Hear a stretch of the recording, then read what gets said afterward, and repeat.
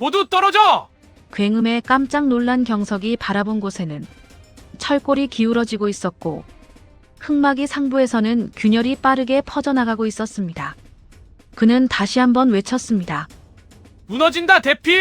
그 순간 흑마기가 무너져 내렸습니다. 문을 열고 나오던 민철은 순식간에 흙더미에 깔려버렸습니다. 살려줘! 민철은 필사적으로 흙을 밀쳐냈습니다. 119 연락! 지금 당장!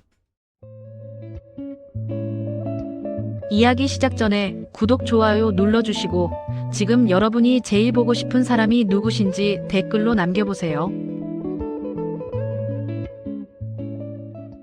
서울 한복판 유림건설 본사 20층 회장실이었습니다. 통유리 너머로 한강이 내려다 보이는 그곳에서 김민철 회장은 묵직한 가죽 의자에 몸을 기댄 채 딸이 건넨 서류를 내려다보고 있었습니다. 오경석 프로필. 딸 은지가 결혼하려는 남자. 오경석의 프로필이었습니다. 민철은 서류를 집어들어 천천히, 아주 천천히 두 쪽으로 찢었습니다. 은지는 아버지 맞은편에 서서 그 광경을 말없이 지켜봤습니다. 안 돼. 민철의 목소리는 낮았지만 단호했습니다. 은지는 입술을 깨물었습니다. 뭔가 말하려다가 참았죠. 대신 가방을 집어들고 문을 향해 걸어갔습니다. 뒤돌아보지 않았습니다. 문이 닫히는 소리가 들렸고 민철은 혼자 남았습니다. 그는 창밖을 바라보며 주먹을 쥐었습니다. 손등의 핏줄이 파랗게 붉어졌습니다. 그날 저녁이었습니다. 민철은 비서실장 박상무를 불렀습니다. 박상무가 회장실 문을 조심스럽게 열고 들어서자 민철은 책상 위에 놓인 한 장짜리 프로필을 손가락으로 톡톡 두드렸습니다. 오경서, 이 사람 뒷조사 다시 해. 이미 한 번 조사했습니다만 더 파. 학창 시절부터 지금까지 빠짐없이. 박상무는 고개를 끄덕이고 물러났습니다.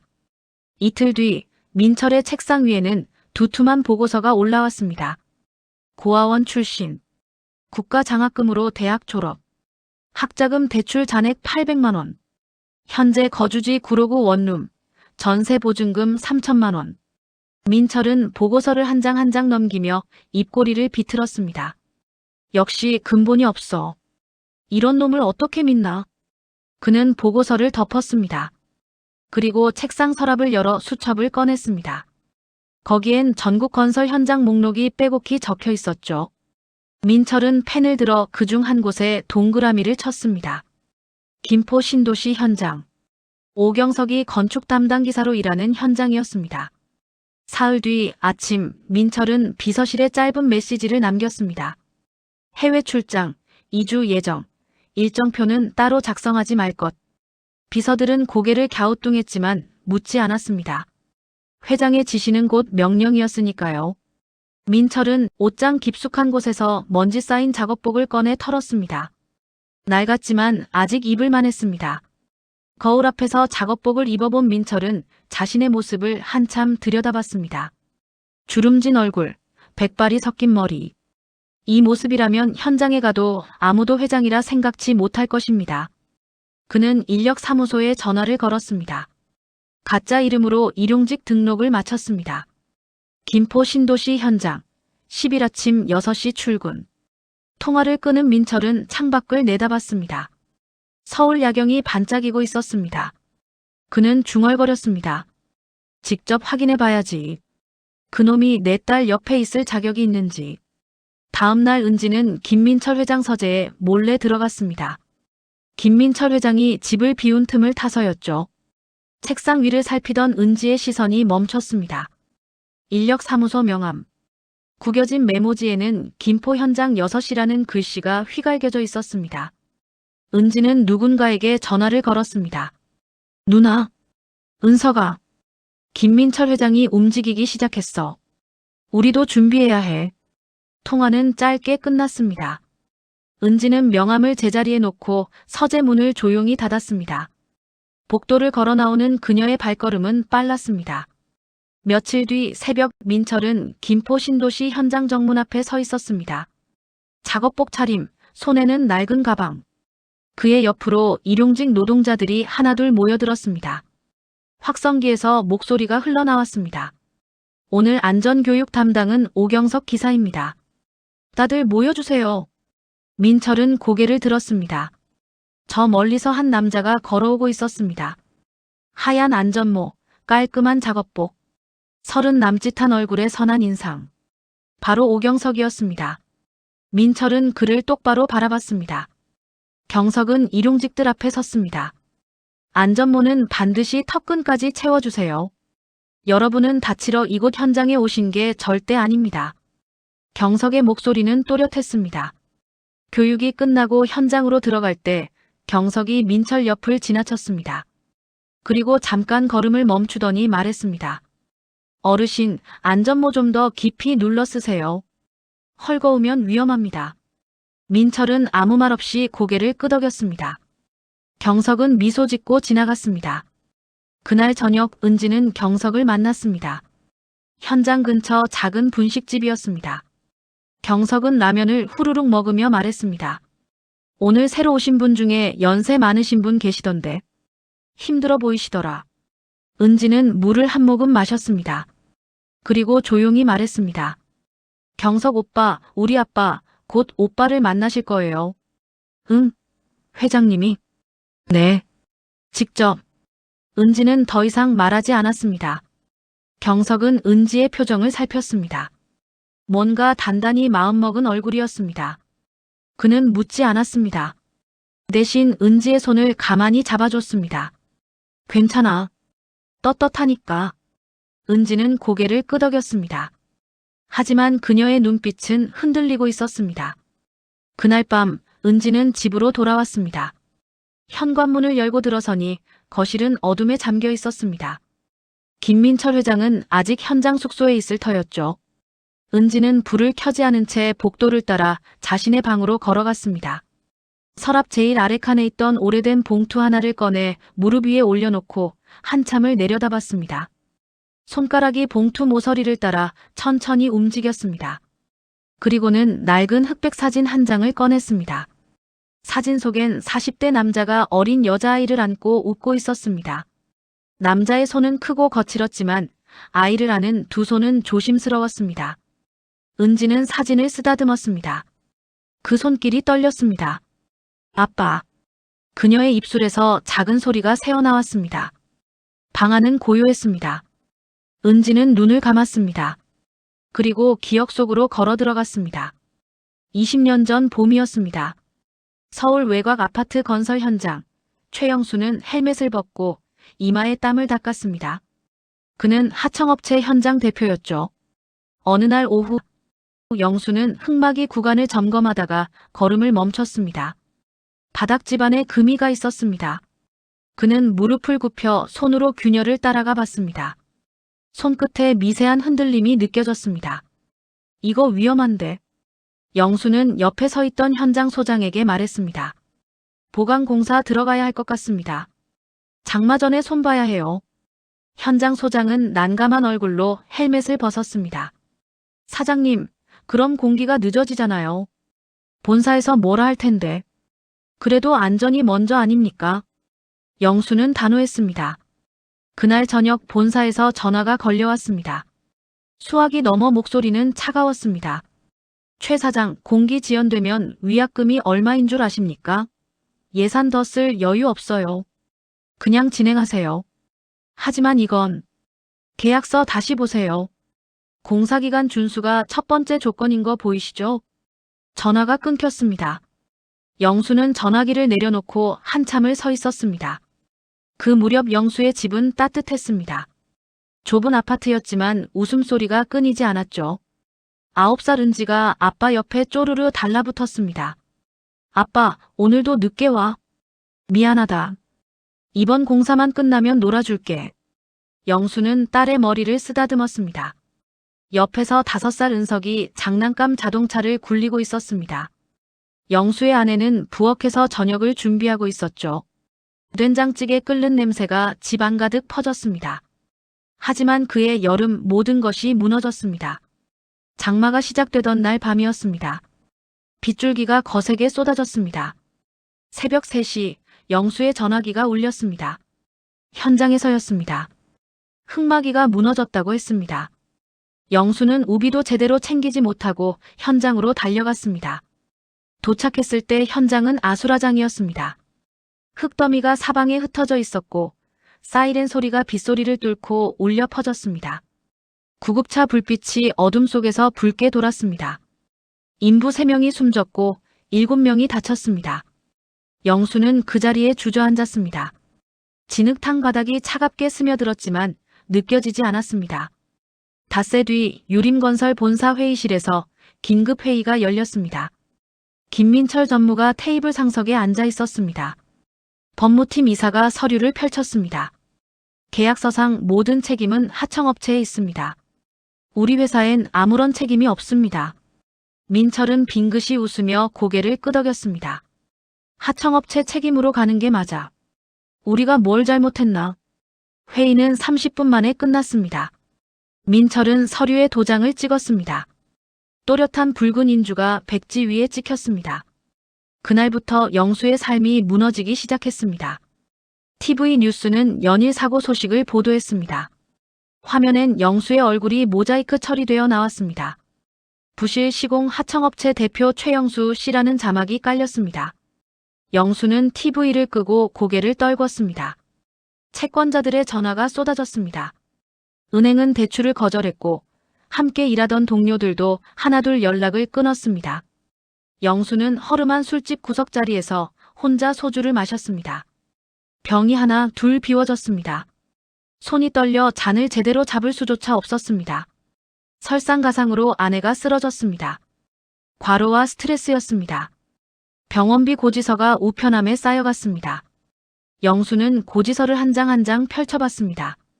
숫자들이 눈앞에서 흔들렸습니다. 어느 저녁 영수는 은지와 은석을 꼭 안았습니다.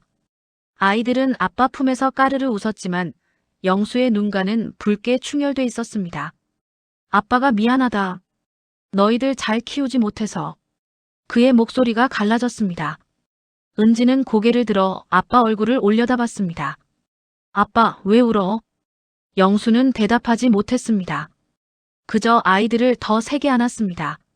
사흘 뒤 영수는 빈 사무실에 혼자 남았습니다. 책상 위엔 편지지 한 장이 놓여 있었습니다. 삐뚤삐뚤한 글씨로 채워진 유서였습니다. 영수는 펜을 내려놓고 천장을 잠시 올려다본 후 의자를 끌어다 놓고 그 위에 천천히 올라섰습니다. 장례식장은 쓸쓸했습니다. 조문객은 거의 없었습니다. 영정 사진 앞에 은지와 은석이 나란히 앉아 있었습니다. 은지는 검은 옷을 입고 고개를 숙인 채 눈물을 흘렸습니다. 은석은 누나 손을 꼭 잡았습니다. 몇 년이 흘렀습니다. 은지와 은석은 고아원에서 지냈습니다. 어느 봄날 고급 승용차 한 대가 고아원 앞에 멈췄습니다. 차에서 중년 부부가 내렸습니다. 김민철과 그의 아내였습니다. 원장이 그들을 안내했습니다.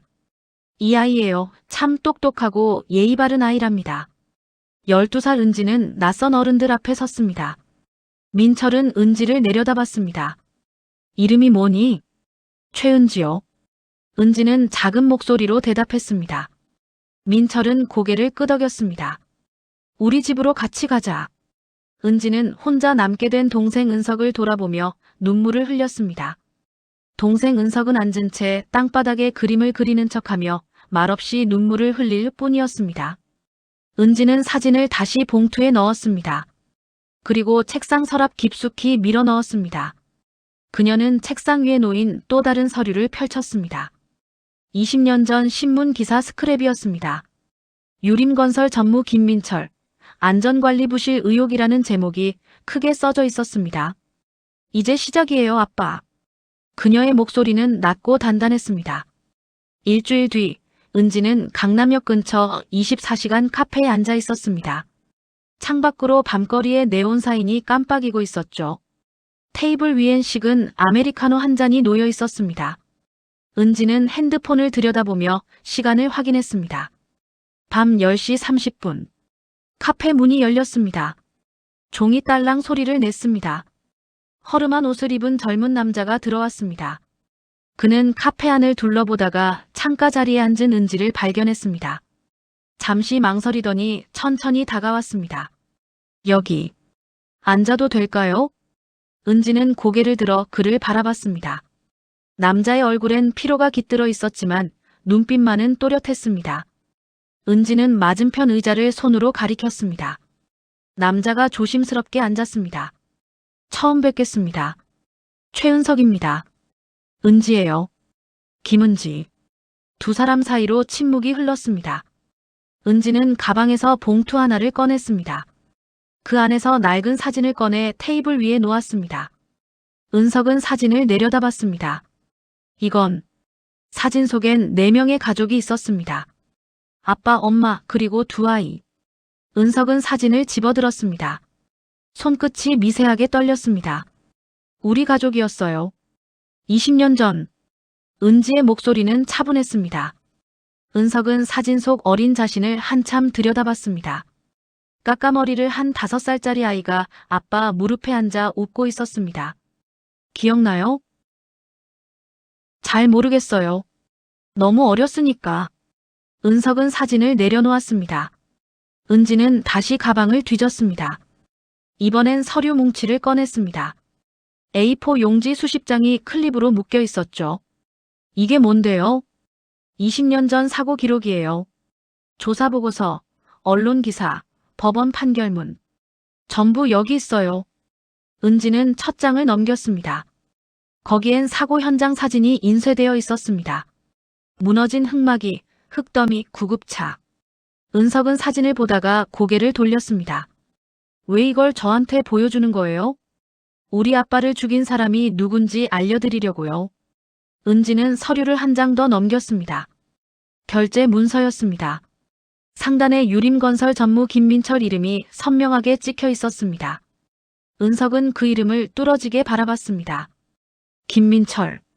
이 사람이. 네. 지금은 회장이에요. 유림건설 회장. 은지는 물을 한 모금 마셨습니다. 그리고 제 양아버지이기도 하죠. 은석의 눈이 커졌습니다. 그는 은지를 빤히 쳐다봤습니다. 무슨 말이에요? 저 입양됐어요. 고아원에서 몇 년 지내다가 김민철한테 입양됐죠. 그 사람은 몰라요. 자기가 키운 딸이 누구 딸인지. 은지의 목소리는 여전히 평온했습니다. 하지만 테이블 아래 그녀의 손은 주먹을 쥐고 있었습니다. 은석은 한참을 말없이 앉아 있었습니다. 그러다가 입을 열었습니다. 그래서요? 뭘 어쩌자는 건데요? 복수하려고요. 은지는 똑바로 말했습니다. 은석은 비웃음을 흘렸습니다. 복수요? 그게 뭘 바꾸는데요? 죽은 사람 돌아오나요? 최소한 진실은 밝혀져야죠. 진실 밝혀진다고 우리 인생이 달라지나요? 은석의 목소리가 높아졌습니다. 옆 테이블 손님이 힐끗 쳐다봤습니다. 은지는 침착하게 서류를 정리했습니다. 안 도와주실 거면 어쩔 수 없어요. 전 혼자서라도 할 거예요. 누나는 재벌집 딸로 20년 살았잖아요. 전 고아원 전전하다가 겨우 편의점 알바로 먹고 살아요. 같은 처지인 척 하지 마세요. 은석은 의자를 뒤로 밀며 일어섰습니다. 은지는 그를 말리지 않았습니다. 은석이 카페 문을 향해 걸어갔습니다. 손이 문손잡이에 닿았습니다. 팔에 화상 흉터 있죠? 은지의 목소리가 등 뒤에서 들려왔습니다. 은석의 손이 멈췄습니다. 5살 때 뜨거운 물에 데였어요. 엄마가 라면 끓이다가 냄비를 쏟았죠. 전 옆에서 그거 다 봤어요. 은석은 천천히 돌아섰습니다. 은지는 여전히 자리에 앉아 있었습니다. 전 누나 기억 안 나요. 알아요. 근데 전 동생 생각해요, 매일 밤. 은지의 눈가가 붉어졌습니다. 은석은 한참을 서 있다가 다시 자리로 돌아왔습니다. 의자를 당겨 앉았습니다. 어떻게 하려고요? 증거 모았어요. 20년 전 결제 문서, 안전보고서, 내부회의 녹취록. 김민철이 얼마나 많이 묵인했는지 다 기록돼 있어요. 은지는 태블릿을 꺼내 화면을 켰습니다. 스캔된 문서들이 폴더별로 정리되어 있었습니다. 은석은 화면을 넘기며 하나하나 확인했습니다. 이걸 어떻게 구했어요? 김 회장 서재에 다 있었어요. 회사 서류 중 중요한 자료는 별도로 보관하는 것 같더라고요. 계획이 있어요? 김민철이 지금 현장에 잠입했어요. 제 남자친구 시험하려고. 남자친구요? 오경석. 건축 담당 기사예요. 착한 사람이에요. 은지는 잠시 말을 멈췄습니다. 그러고는 다시 입을 열었습니다. 은석 씨도 그 현장에 들어가 주세요. 일용직으로. 왜요? 김민철이 어떤 일을 하는지, 어떤 생각을 하는지 이야기도 해보고 관찰 좀 해주세요. 은석은 테이블 위 서류를 다시 내려다봤습니다. 아버지 이름이 적힌 부분에 시선이 머물렀습니다. 최영수. 그는 긴 한숨을 내쉬었습니다. 언제부터 들어가면 돼요? 다음 주 월요일 새벽 6시 김포 신도시 현장. 은지는 명함을 꺼내 은석에게 건넸습니다. 거기엔 인력사무소 전화번호가 적혀 있었습니다. 여기 연락하면 돼요. 제가 미리 얘기해뒀어요. 은석은 명함을 받아 주머니에 넣었습니다. 복수하고 나면요? 모르겠어요. 은지는 솔직하게 대답했습니다. 그냥 끝내고 싶어요. 20년 동안 가슴에 품고 산 거. 둘은 새벽 1시까지 카페에 앉아 있었습니다. 서로의 지난 20년을 조금씩 나눴습니다. 은지는 재벌집 외동딸로 살았던 날들을 얘기했습니다. 은석은 고아원을 떠돌며 겨우 버텨온 시간들을 꺼냈습니다. 두 사람의 20년은 너무나 달랐습니다. 카페를 나서며 은석이 물었습니다. 누나는 김민철을 아버지라고 부를 수 있어? 은지는 걸음을 멈췄습니다. 찬바람이 뺨을 스쳤습니다. 매일 불렀어. 20년 동안. 근데 한 번도 진심이었던 적은 없었어. 그녀는 다시 걷기 시작했습니다. 은석은 그 뒷모습을 한참 바라봤습니다. 그러고는 반대 방향으로 걸음을 옮겼습니다. 밤거리는 고요했습니다. 두 사람의 발소리만이 서로 다른 방향으로 멀어져 갔습니다. 그 주말, 오경석은 좁은 원룸에 혼자 앉아 있었습니다. 책상 위엔 설계 도면이 펼쳐져 있었고 노트북 화면엔 구조계산 프로그램이 켜져 있었습니다. 경석은 연필을 돌리다가 창밖을 내다봤습니다. 회색 하늘 아래 낡은 건물들이 다닥다닥 붙어 있었습니다. 벽에 붙은 달력을 보니 오늘이 토요일이었습니다. 은지와 만나기로 한 날이었죠. 경석은 시계를 확인했습니다. 오후 2시. 만날 시간까지 1시간이 남았습니다. 그는 자리에서 일어나 옷을 갈아입었습니다. 거울 앞에 서서 머리를 빗다가 문득 멈췄습니다. 거울 속 자신의 얼굴을 한참 들여다봤습니다. 30을 넘긴 얼굴이었지만 아직 어딘가 소년 같은 구석이 남아 있었습니다. 경석은 거울에 비친 뒤편 벽을 봤습니다. 거기엔 액자 하나가 걸려 있었습니다. 낡은 흑백 사진이었죠. 사진 속엔 중년 남자가 어린아이를 안고 서 있었습니다. 남자는 작업복을 입고 있었고 아이는 안전모를 쓰고 있었습니다. 안전모가 너무 커서 아이 얼굴 반쯤을 가렸습니다. 경석은 액자에 다가가 손으로 먼지를 닦았습니다. 아버지. 작은 소리가 입술에서 새어나왔습니다. 20여 년 전 경석의 아버지는 철근공으로 일했습니다. 경석은 어렸을 때 종종 아버지 현장에 따라갔습니다. 아버지는 늘 경석에게 안전모를 씌워주며 말했습니다. 경석아, 현장에선 이게 제일 중요한 거야. 안전. 어느 여름날 경석이 학교를 마치고 집에 들어오는데 어머니가 울면서 급히 뛰어나오시다 경석과 부딪혔습니다. 경석이 깜짝 놀라 어머니께 물었습니다. 엄마, 무슨 일이야? 왜 울어? 어머니는 경석을 꼭 안았습니다. 경석의 어깨가 눈물로 젖었습니다. 아빠가. 그날 아버지는 현장에서 사고를 당했습니다. 높은 곳에서 떨어졌다고 했습니다. 안전 난간이 제대로 설치되지 않았던 거였죠.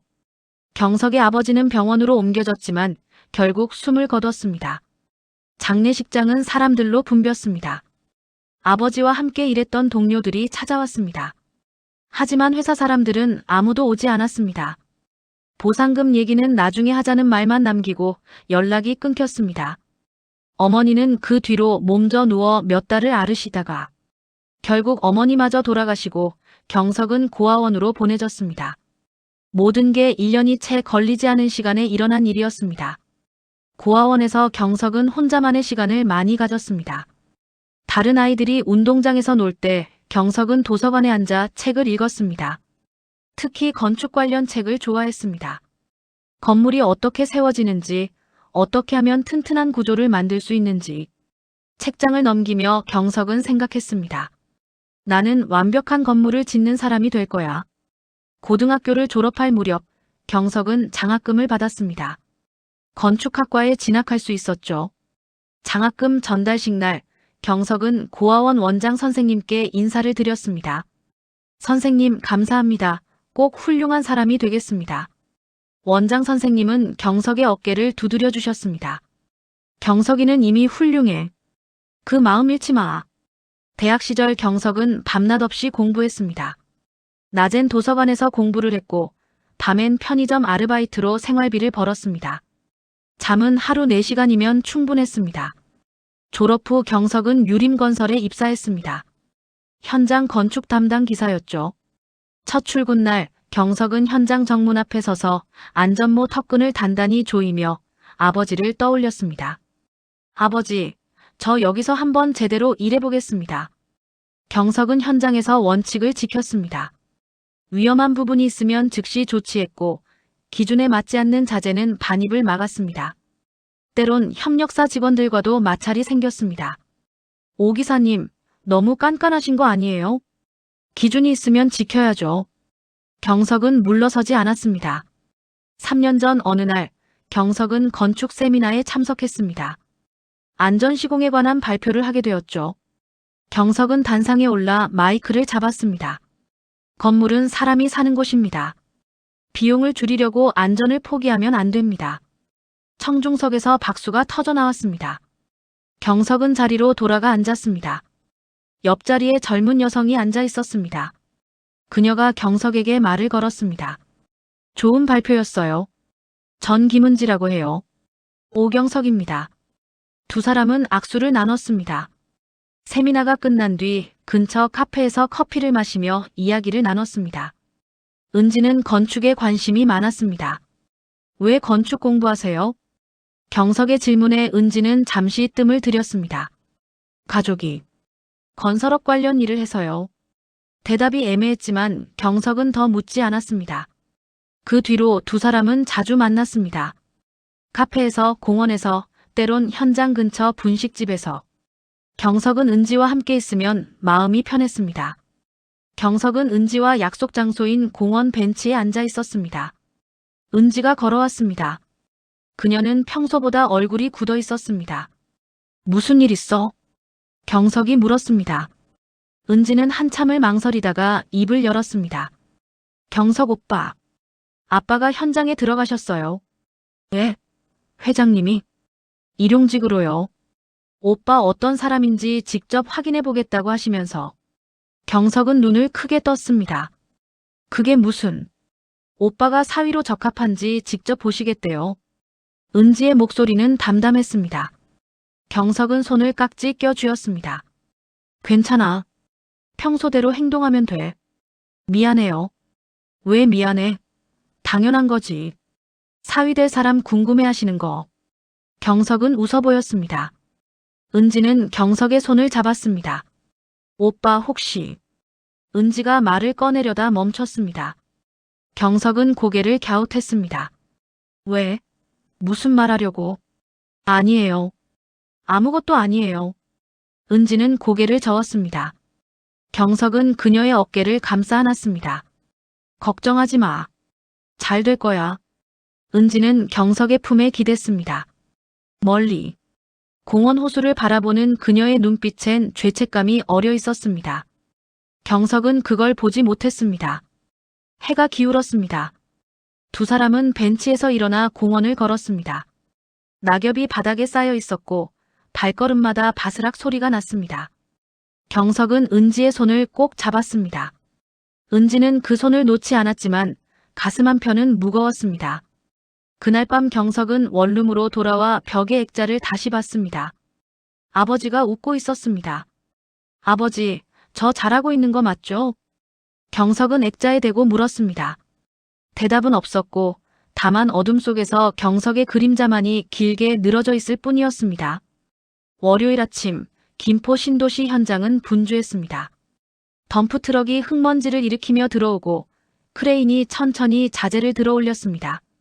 새벽 6시 30분 일용직 노동자들이 정문 앞에 모여들었습니다. 김민철도 그 무리 속에 섞여 있었습니다. 민철은 작업복 주머니에 손을 넣고 주변을 살폈습니다. 20여 명쯤 되는 인부들이 삼삼오오 모여 담배를 피우거나 커피를 마시고 있었습니다. 민철은 그중 한 젊은 남자를 유심히 봤습니다. 20대 중반쯤 돼 보이는 청년이었죠. 최은석이었습니다. 하지만 민철은 그가 누군지 알 리 없었습니다. 확성기에서 소리가 흘러나왔습니다. 근로자 여러분들 모두 집합하세요. 정기교육 시작합니다. 민철은 다른 일용직들과 함께 가건물 쪽으로 걸어갔습니다. 허리가 뻐근했습니다. 이틀 전 삽질을 하느라 근육이 뭉쳤던 거죠. 민철은 인상을 찌푸렸지만 내색은 하지 않았습니다. 교육장에 들어서자 오경석이 서 있었습니다.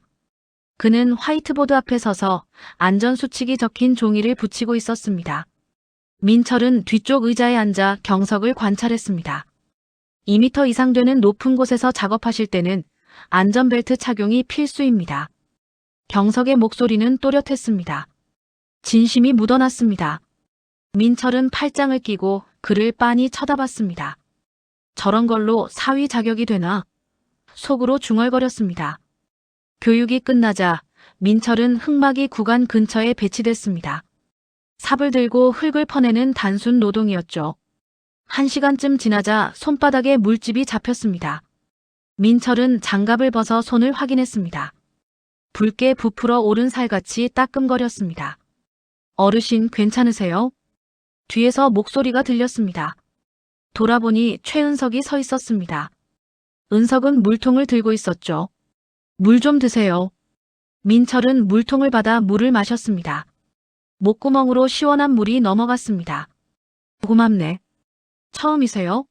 손 많이 안 쓰신 것 같은데. 은석의 말에 민철은 손을 주먹 쥐었습니다. 나이 들면 다 이래. 제 아버지도 현장 일하셨어요. 오래전에. 은석은 그렇게 말하고는 자기 작업구역으로 돌아갔습니다. 민철은 그 뒷모습을 잠깐 바라봤습니다. 뭔가 묘한 느낌이 들었지만 오래 생각하지 않았습니다. 점심시간이었습니다. 인부들은 현장 가설 식당에 모여 식판을 펼쳤습니다. 민철도 구석에 앉아 밥을 먹기 시작했습니다. 옆에서 경석이 인부들과 함께 밥을 먹고 있었습니다. 오 기사님, 어제 야근하셨죠? 고생 많으셨어요. 한 인부가 말했습니다. 경석은 고개를 저었습니다. 괜찮아요. 현장 점검은 꼼꼼히 해야 하니까요. 그래도 회사에선 공기만 재촉하잖아요. 그래도 원칙은 지켜야죠. 경석은 웃으며 말했습니다. 민철은 밥을 먹으며 그 대화를 들었습니다. 원칙. 현장이 그렇게 원칙만 지켜서야 일이 되나? 속으로 생각했습니다. 오후 작업이 시작됐습니다. 민철은 흙막이 구간을 지나가다가 걸음을 멈췄습니다. 바닥 집안에 가느다란 금이가 있었습니다. 그는 무릎을 굽혀 균열을 자세히 살펴보았습니다. 순간 기억이 스쳐 지나갔습니다. 20년 전 똑같은 광경.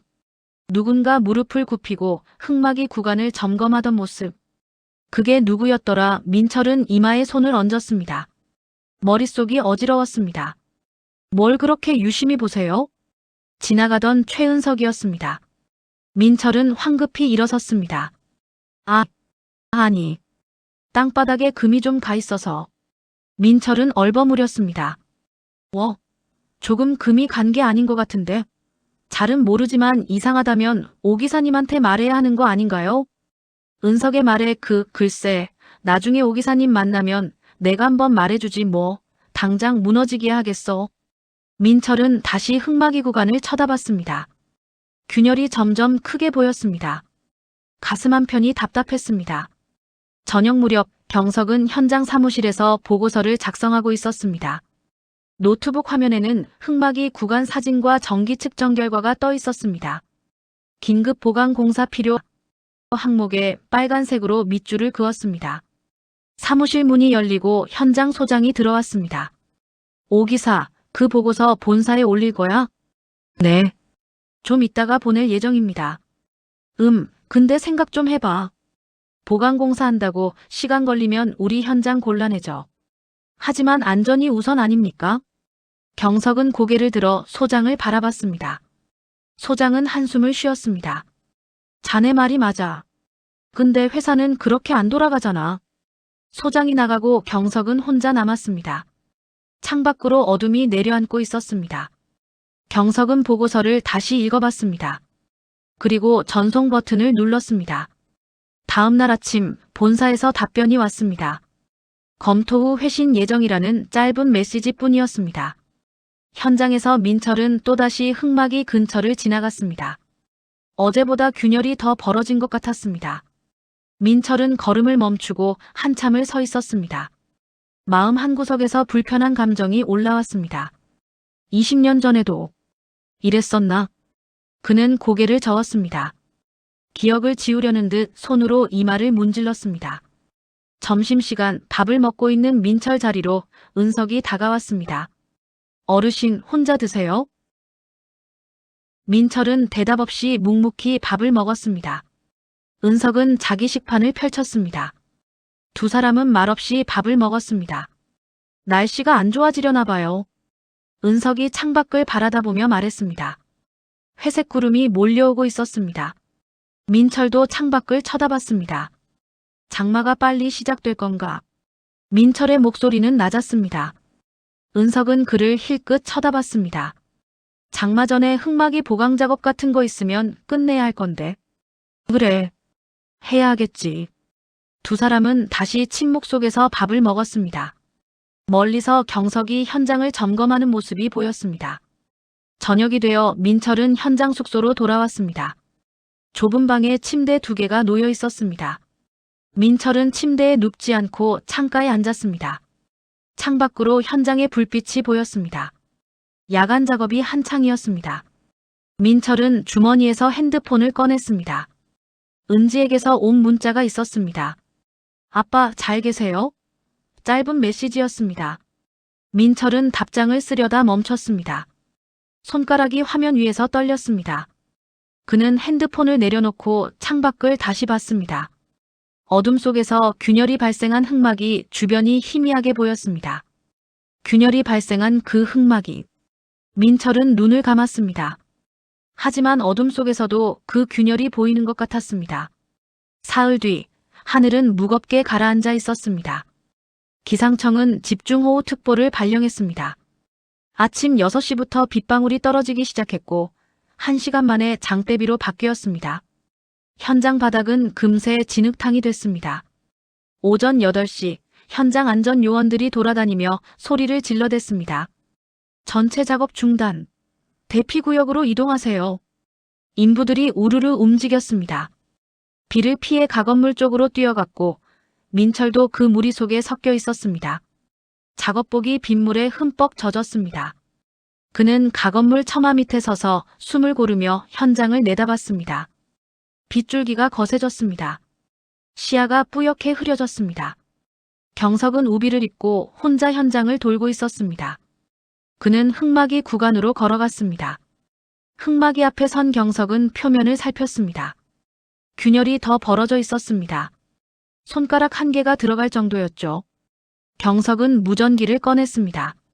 소장님, 흙막이 상태가 심각합니다. 즉시 주변을 통제해야겠어요. 무전기 너머로 잡음 섞인 목소리가 들렸습니다. 알았어. 사람들 다 대피시켰으면 자네도 사무실로 들어와. 한 번만 더 확인하고 들어가겠습니다. 경석은 무전기를 허리춤에 찼습니다. 그리고 흙막이를 따라 천천히 걸었습니다. 그때 민철이 무언가 생각났다는 듯 가건물에서 뛰어나왔습니다. 흙막이 근처 컨테이너에 휴대폰을 두고 왔던 거였죠. 그는 우비도 없이 비를 맞으며 컨테이너 쪽으로 걸어갔습니다. 최은석이 처마 밑에서 민철을 지켜봤습니다. 오전 10시, 비는 더욱 거세졌습니다. 천둥 소리가 요란하게 울렸습니다. 번개가 하늘을 가르며 순간적으로 현장을 환히 비췄습니다. 그 순간이었습니다. 쩍. 흑막이 상부에서 균열이 빠르게 퍼져나가고 있었습니다. 모두 떨어져. 흑막이 무너집니다. 대피. 그 순간 흑막이 철골들이 앞으로 기울어졌고 엄청난 양의 흙이 쏟아져 내렸습니다. 굉음이 현장을 뒤흔들었습니다. 망문을 열고 나오던 민철은 순식간에 흙더미에 깔려버렸습니다. 으악! 필사적으로 흙을 헤쳐낸 민철은 얼굴만 겨우 내밀 수 있었습니다. 다리는 무언가에 끼어서 움직이지 않았습니다. 119 연락. 지금 당장. 경석이 무전기에 대고 소리쳤습니다. 그리고 제일 가까운 매몰자에게 달려갔습니다. 완전히 묻힌 인부였습니다. 경석은 맨손으로 흙을 파내기 시작했습니다. 손톱 밑으로 진흙이 파고들었지만 멈추지 않았습니다. 가건물에서 인부들이 우르르 쏟아져 나왔습니다. 삽과 곡괭이를 들고 구조작업에 합류했습니다. 은석은 반쯤 묻힌 채 버둥대고 있는 민철을 발견했습니다. 손에 든 삽이 떨렸습니다. 민철이 고개를 들어 은석을 봤습니다. 살려줘. 삽을 쥔 은석의 손에 핏줄이 퍼렇게 섰습니다. 은석은 뭔가 결심한 듯 흙을 퍼내기 시작했습니다. 민철의 다리를 누르고 있던 잔해를 드러냈습니다.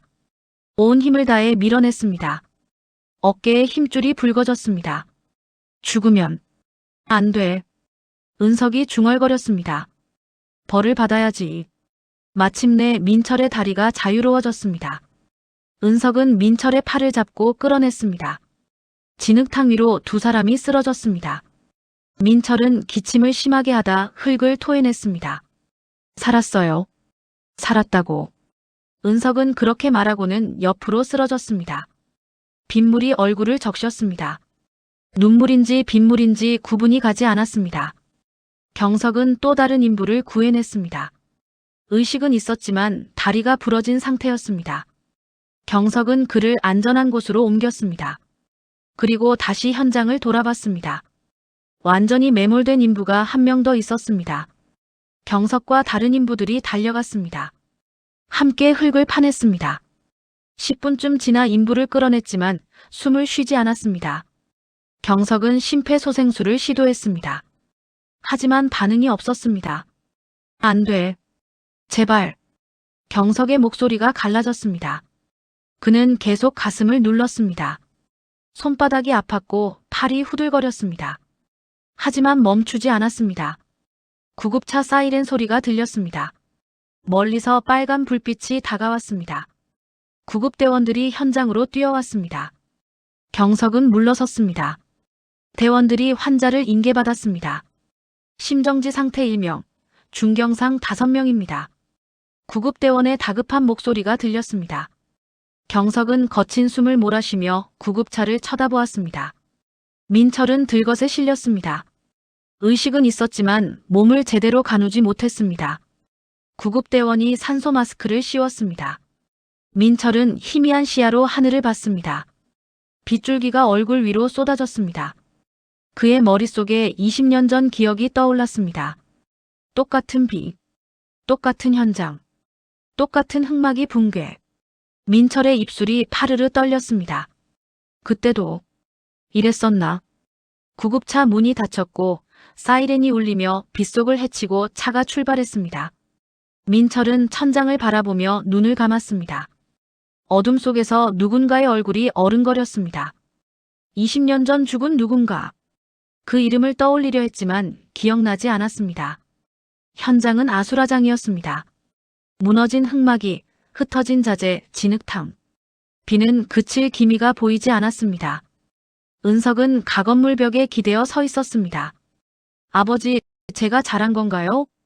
그의 목소리는 빗소리에 묻혔고 천둥 소리가 간간히 들릴 뿐이었습니다. 이틀 뒤, 김민철은 병원 특실 침대에 누워 있었습니다. 다리에 깁스가 감겨 있었고 갈비뼈 2대가 금이 갔다고 했습니다. 창밖으로 맑은 하늘이 보였습니다. 폭우는 지나갔지만 민철의 머릿속은 여전히 흐렸습니다. 병실 문이 열렸습니다. 은지가 들어왔습니다. 손에는 과일 바구니가 들려 있었습니다. 그녀는 침대 옆 탁자에 바구니를 내려놓았습니다. 아빠 괜찮으세요? 민철은 대답하지 않았습니다. 천장만 뚫어지게 바라봤습니다. 은지는 의자를 당겨 앉았습니다. 두 사람 사이로 침묵이 흘렀습니다. 한참 뒤 민철이 입을 열었습니다. 그 오경석이란 놈. 흑막이 관리 제대로 안 했어. 목소리는 쉬어 있었지만 비난의 날이 서 있었습니다. 은지는 가방에서 태블릿을 꺼냈습니다. 화면을 켜서 민철에게 보여줬습니다. 경석 오빠는 2달 전부터 보강 요청했대요. 여기 보세요. 화면엔 보고서가 떠 있었습니다. 날짜가 선명하게 찍혀 있었죠. 흑막이 위험 경고, 긴급 보강 필요, 예산 승인 요청. 민철은 화면을 봤습니다. 눈동자가 흔들렸습니다. 본사에서 무시한 거래요. 일정 때문에. 은지의 목소리는 차분했습니다. 민철은 고개를 돌렸습니다. 그건 회사 시스템이 20년 전에도 똑같았죠. 은지가 말을 끊었습니다. 민철의 얼굴이 하얗게 질렸습니다. 은지는 태블릿을 내려놓고 민철을 똑바로 봤습니다. 아빠, 저 입양하셨죠? 근데 제 친아버지가 누군지는 모르시죠? 민철의 눈이 커졌습니다. 입술이 벌어졌지만 말이 나오지 않았습니다. 은지는 가방에서 낡은 사진을 꺼냈습니다. 20년 전 가족 사진. 그녀는 그것을 민철의 가슴 위에 올려놓았습니다. 제 친아버지는 최영수 씨예요. 20년 전 유림건설 하청업체 대표. 민철의 손이 사진을 움켜쥐었습니다. 종이가 구겨지는 소리가 났습니다. 최영수 그 사람이. 기억나세요? 흑막이 붕괴 사고로 3명이 사망했을 때 책임 다 뒤집어쓰고 스스로 목숨 끊은 사람. 은지의 목소리에 떨림이 묻어났습니다. 그녀는 주먹을 쥐었습니다. 손톱이 손바닥을 파고들었습니다. 그때 병실 문이 열리며 최은석이 들어왔습니다. 민철이 놀라 그를 보며 말했습니다. 넌 최은석입니다. 최영수 씨 아들이에요. 은석의 목소리는 낮고 단단했습니다. 민철은 침대 위에서 몸을 일으키려 했습니다. 하지만 갈비뼈가 욱신거렸습니다. 다시 누웠습니다. 뭐라고? 제 누나 잘 키워주셔서 감사드립니다. 덕분에 20년 만에 다시 만났어요. 은석은 침대 발치에 섰습니다. 은지는 가방에서 서류 뭉치를 꺼냈습니다. 두툼한 파일이었습니다. 20년 전 결제 문서예요. 아빠 서명 여기 있어요. 은지는 첫 장을 펼쳤습니다. 비용 절감 공법 승인 제목 아래 김민철의 도장이 선명하게 찍혀 있었습니다. 민철은 서류를 빤히 쳐다봤습니다. 이건 회사 차원에서 내부 회의록도 있어요. 아빠께서 시간도 줄이고 비용도 줄일 수 있는 방법이 있다면 무조건 시행하라고 강조했다는 거. 은지는 휴대폰을 꺼내 재생 버튼을 눌렀습니다. 스피커에서 민철의 목소리가 흘러나왔습니다. 20년 전 목소리였지만 여전히 또렷했습니다. 하청에 압박 넣어. 우리 책임 아니라는 증거도 만들고. 병실은 고요했습니다. 민철의 얼굴이 하얗게 질렸습니다. 안전보고서 은폐 기록도 여기다 있어요. 은석이 또 다른 서류를 꺼냈습니다. 빨간색 대외비 도장이 찍힌 문서였습니다. 민철은 고개를 저었습니다. 아니야. 난 몰랐어. 모르셨다고요? 은지의 목소리가 높아졌습니다. 그녀는 자리에서 일어났습니다. 직접 결제하고 지시하고 승인하고도 모르셨다고요? 그건 실무진이 올린 거고. 난 그냥 도장만 찍으셨죠. 사람 죽던지 말던지 상관없이. 은지의 눈가가 붉어졌습니다. 참았던 눈물이 볼을 타고 흘러내렸습니다. 전 20년을 아빠 딸로 살았어요. 매일 아침 아빠라고 불렀어요. 친아버지를 죽인 사람한테. 민철은 입술을 떨었습니다. 말이 나오지 않았습니다. 얼마나 역겨웠는지 아세요? 밥 먹을 때마다, 생일 케이크 불 끌 때마다, 용돈 받을 때마다. 전부 제 아버지 피값이었어요. 은지는 주저앉아 흐느꼈습니다. 은석이 누나 어깨에 손을 얹었습니다. 민철은 천장을 봤습니다. 형광등이 눈부셨습니다. 눈을 감았습니다. 어둠 속에서 최영수의 얼굴이 떠올랐습니다. 20년 전 회의실에서 본 그 사람. 무릎 꿇고 애원하던 모습. 제발 한 번만 믿어주십시오. 제가 제대로 하겠습니다. 민철은 그때 뭐라고 대답했던가. 기억이 났습니다. 계약서 잘 살펴봐요. 책임은 거기 있으니까. 민철의 눈가가 뜨거워졌습니다. 평생 울지 않았던 사람이었습니다. 하지만 눈물이 흘렀습니다. 뺨을 타고 베개를 적셨습니다. 내가 그랬었구나. 작은 목소리였습니다. 은지는 울음을 멈추고 고개를 들었습니다. 민철을 봤습니다. 제 아버지 이름 기억하세요? 최영수. 가족은요? 민철은 대답하지 못했습니다. 은지는 눈물을 닦았습니다. 아빠는 사람을 숫자로만 보셨어요. 하청업체 대표 사고 피해자 이병아. 이름도 얼굴도 삶도 관심 없으셨죠. 은지는 자리에서 일어났습니다. 은석도 함께 일어섰습니다. 이제 세상이 알게 될 거예요. 20년 전 진실. 그리고 이번 사고도요. 은지야. 민철이 손을 뻗었습니다. 하지만 은지는 물러섰습니다. 전 더 이상 김은지가 아니에요. 최은지예요. 최영수 씨의 딸. 은지는 병실 문을 열었습니다. 은석이 뒤따라 나가고 문이 닫혔습니다. 민철은 혼자 남았습니다. 그는 구겨진 사진을 폈습니다. 웃고 있는 가족. 아빠 무릎에 앉은 어린 은지. 옆에 서 있는 꼬마 은석. 민철은 사진을 가슴에 안았습니다. 창밖으로 해가 지고 있었습니다. 병실의 그림자가 길게 드리웠습니다. 민철은 눈을 감았지만 잠들 수 없었습니다. 머릿속에서 최영수의 목소리가 계속 들렸습니다. 제발, 한 번만. 이불을 움켜 쥔 민철의 손이 떨렸습니다. 20년 동안 쌓아 올린 제국. 그 밑바닥에 누군가의 목숨이 깔려 있었습니다. 민철은 그제야 깨달았습니다. 복수는 이미 시작된 지 오래였습니다. 사흘 뒤 오후 2시 서울 프레스센터 기자회견장이었습니다. 은지와 은석이 단상 위에 나란히 앉아 있었습니다. 앞쪽에는 기자들이 빼곡히 자리를 채웠습니다. 카메라 플래시가 터졌습니다. 셔터 소리가 빗발쳤습니다. 은지는 마이크 앞에 놓인 원고를 내려다봤습니다. 손이 미세하게 떨렸습니다. 그녀는 숨을 깊이 들이마셨습니다. 그리고 입을 열었습니다. 20년 전 진실을 말씀드리겠습니다. 목소리는 떨렸지만 단호했습니다. 기자들이 펜을 들었습니다. 녹음기 빨간 불이 일제히 켜졌습니다. 제 친아버지 최영수 씨는 20년 전 유림건설 하청업체 대표였습니다. 흑막이 붕괴로 3명이 목숨을 잃었고 모든 책임이 아버지에게 돌아갔습니다.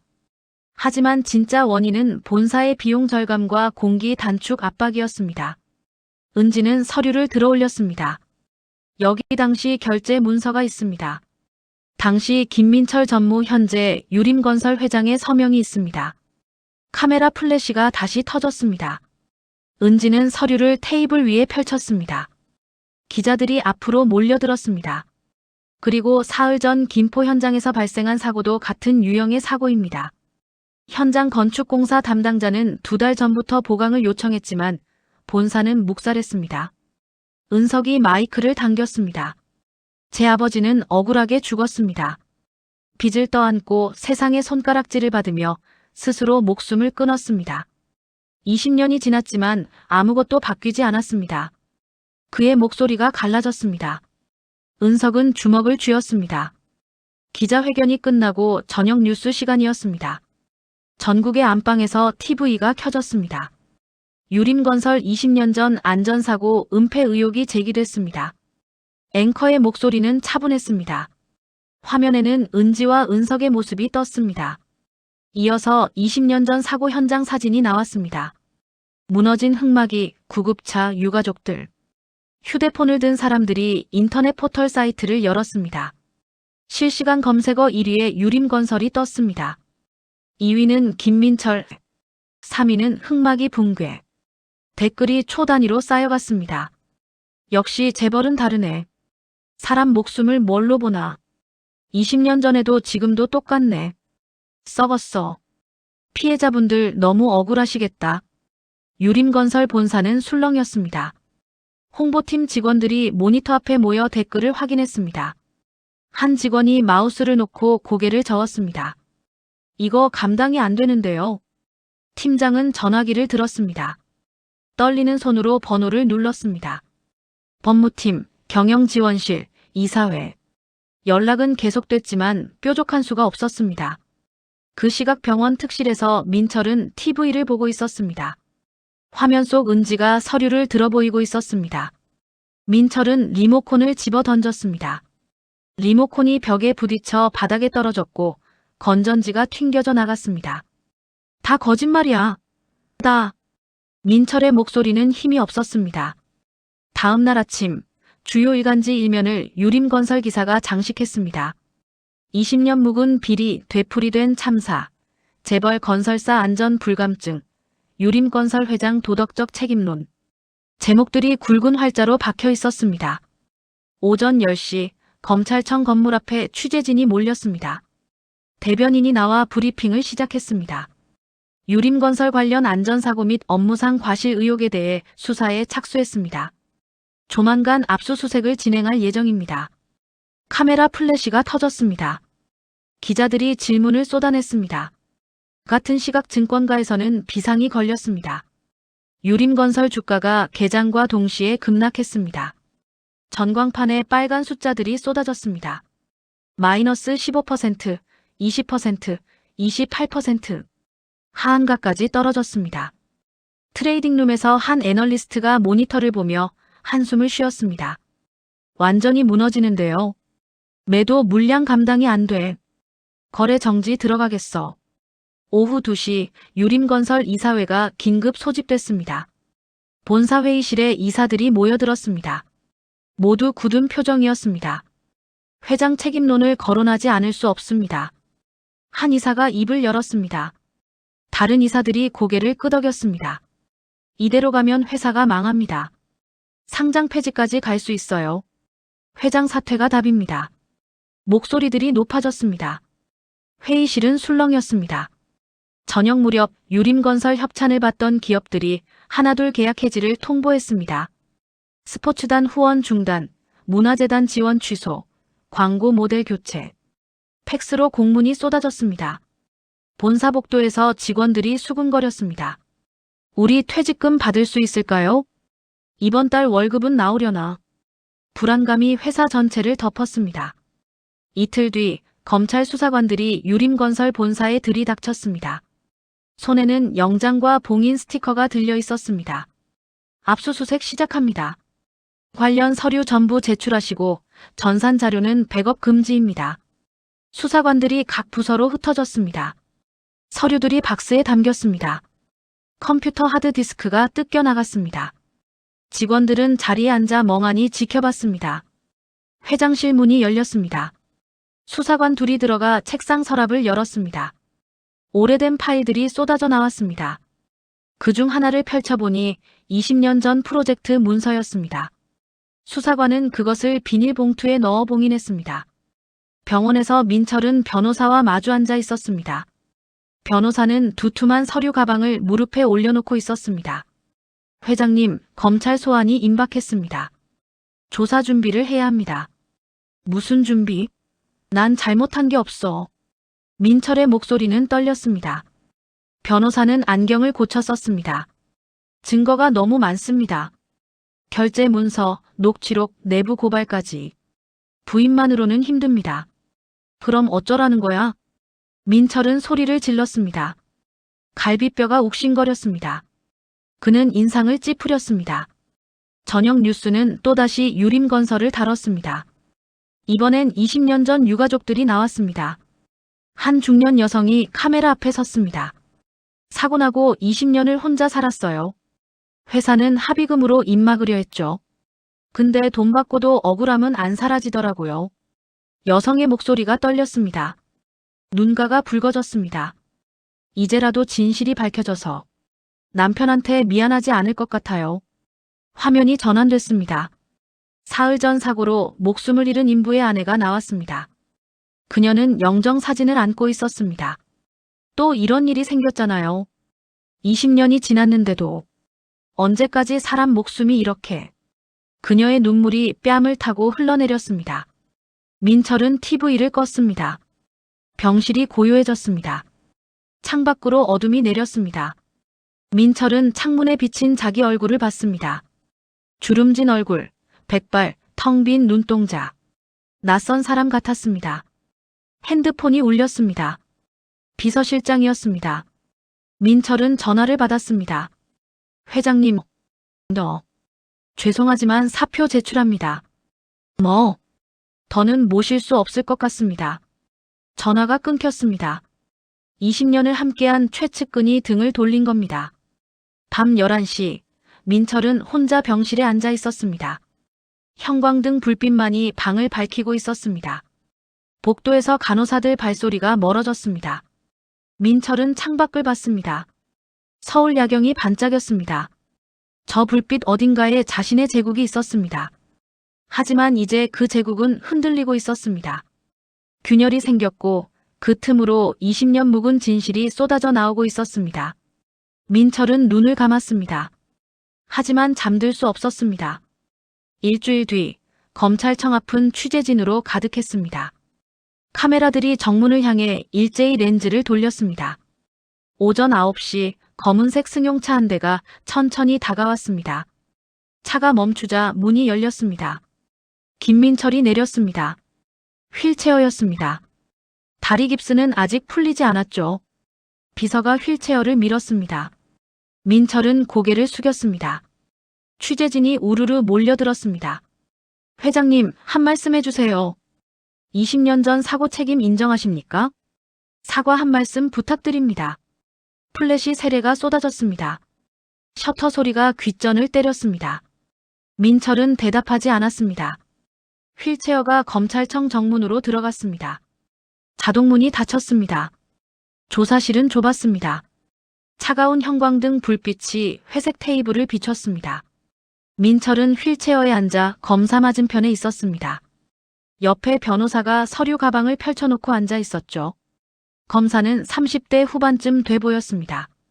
안경을 고쳤으며 노트북 화면을 켰습니다. 김민철 씨, 본인이 결제한 문서 맞습니까? 화면에 20년 전 결제 문서가 떠올랐습니다. 비용 절감 공법 승인. 민철의 도장이 선명했습니다. 민철은 화면을 봤습니다.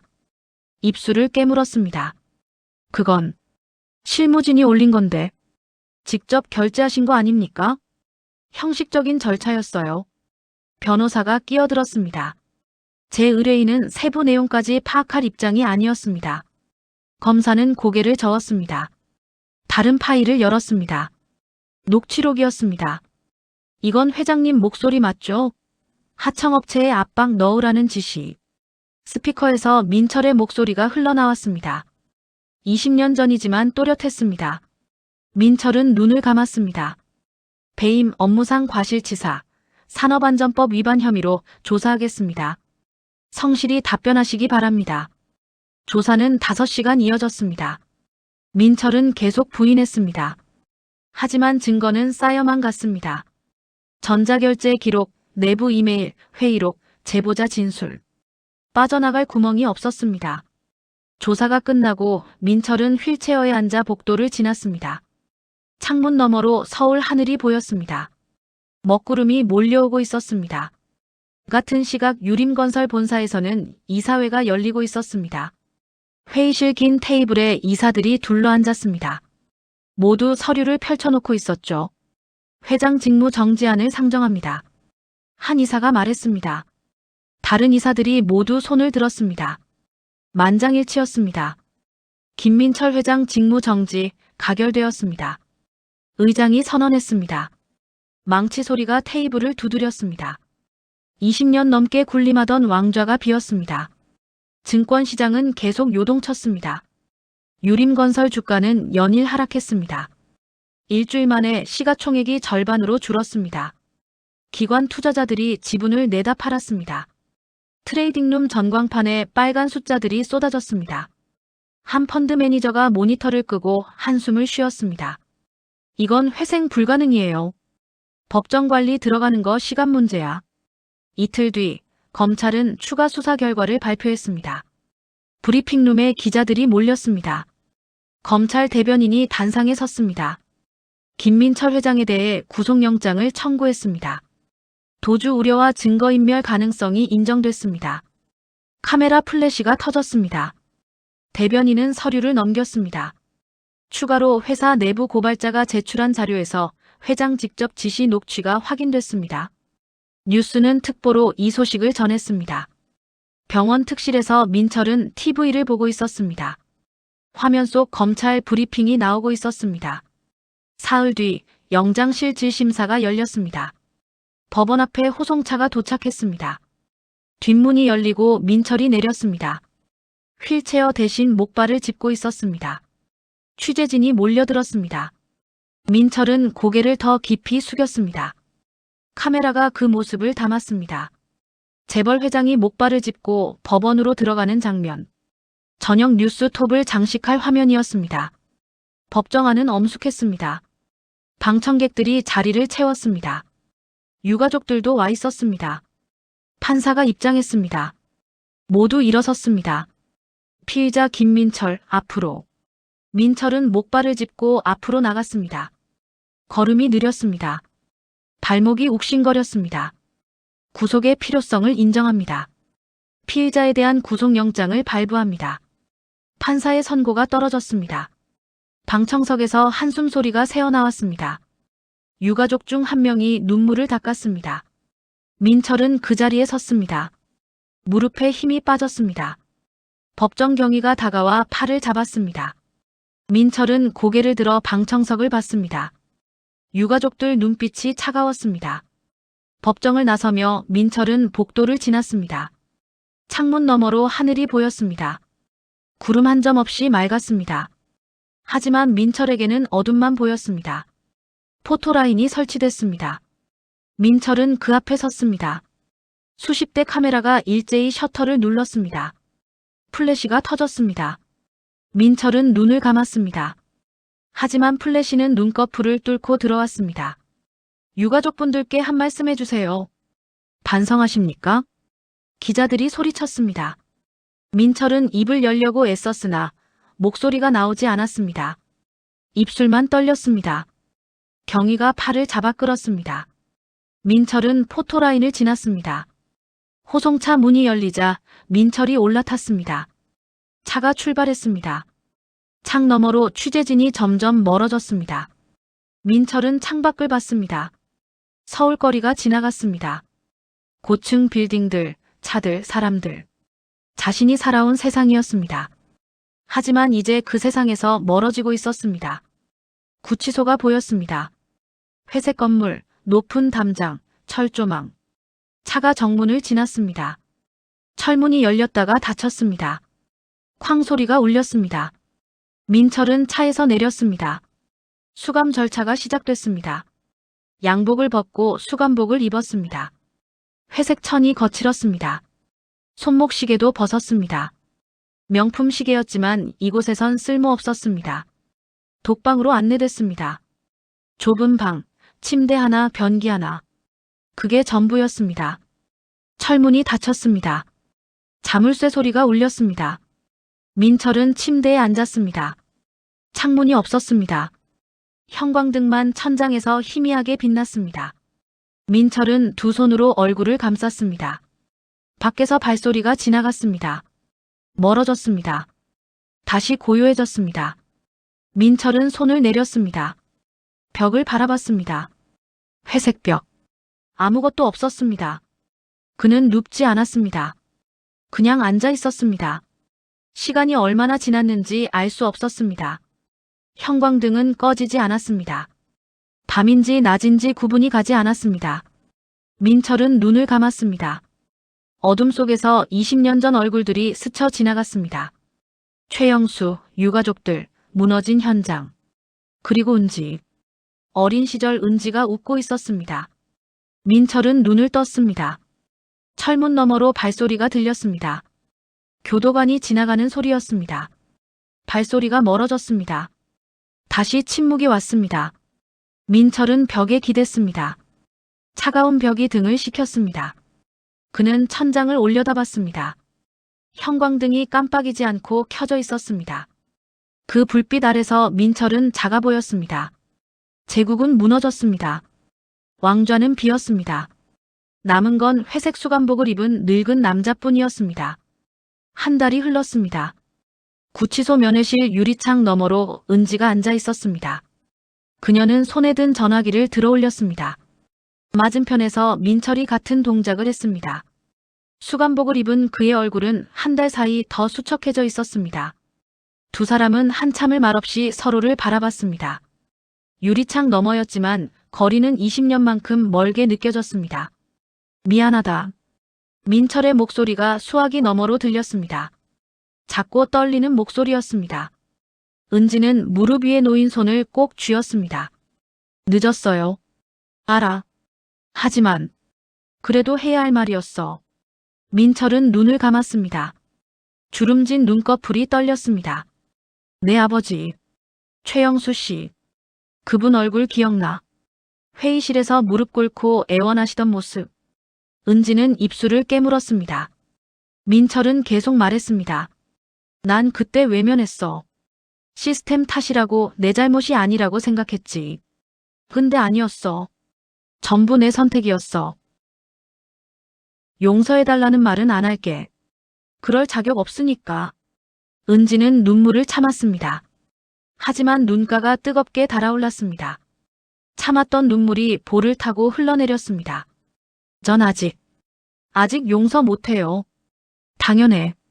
나도 날 용서 못하니까. 민철은 유리창에 손을 올렸습니다. 은지는 그 손을 바라봤습니다. 그래도 와줘서 고마워. 이제 안 와도 돼. 넌 내 삶 살아. 면회 시간이 끝났습니다. 은지는 수화기를 내려놓고 일어섰습니다. 민철도 일어섰습니다. 은지는 뒤돌아보지 않고 걸어 나갔습니다. 면회실 문을 나서자 복도 벤치에 경석이 앉아 있었습니다. 그는 일어나 은지에게 다가왔습니다. 은지는 경석 품에 안겼습니다. 어깨가 떨렸습니다. 울어도 돼. 경석이 속삭였습니다. 은지는 소리 없이 울었습니다. 경석은 그녀 등을 토닥였습니다. 한참 뒤 은지는 얼굴을 들었습니다. 눈이 빨갛게 부어 있었습니다. 이제 어떻게 하지? 모르겠어. 근데 끝은 냈잖아. 끝을 냈는데 왜 이렇게 허무하지? 경석은 대답하지 않았습니다. 두 사람은 복도를 걸어 나왔습니다. 구치소 밖 주차장에서 은석이 기다리고 있었습니다. 어떻게 됐어요? 사과했어. 늦었지만. 용서했어요? 은지는 고개를 저었습니다. 은석은 하늘을 올려다봤습니다. 맑은 하늘이었습니다. 복수는 끝났는데. 전 왜 이렇게 속이 텅 빈 것 같죠? 은석의 목소리가 떨렸습니다. 은지는 동생 어깨에 손을 얹었습니다. 그래도 했어야 했어. 안 그러면 평생 후회했을 거야. 세 사람은 주차장을 빠져나왔습니다. 어느 봄날 경석이 일하던 건설 현장 정문에 큰 플래카드가 걸려 있었습니다. 여러분의 목숨보다 소중한 것은 없습니다. 경석은 현장 안전시설물을 점검하고 철근 시공 상태를 확인했습니다. 모든 것이 기준에 맞았습니다. 경석은 하늘을 올려다봤습니다. 아버지, 전 제대로 하고 있어요. 그리고 다시 현장으로 걸어갔습니다. 무너진 자리에 새로운 건물이 세워지고 있었습니다. 천천히, 하지만 단단하게.